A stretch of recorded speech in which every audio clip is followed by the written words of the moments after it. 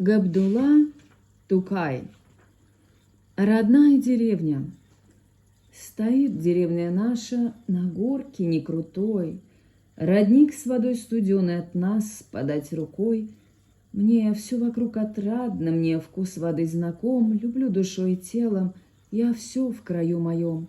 Здесь Бог вдохнул мне душу, я свет увидел здесь, молитву из Корана впервые смог прочесть. Впервые здесь услышал слова пророка я, судьбу его узнал я, и путь тяжелый весь. Мне памятны навеки событий детских лет. Нет времени счастливей, забав беспечней нет. Я помню, как бывало по черной борозде шагал со старшим братом я за сахой вслед. Я много увижу, ведь жизнь еще длинна, и ждет меня, наверно, дорога не одна. Но только где б я ни был, и что б ни делал я, ты в памяти и в сердце, родная страна.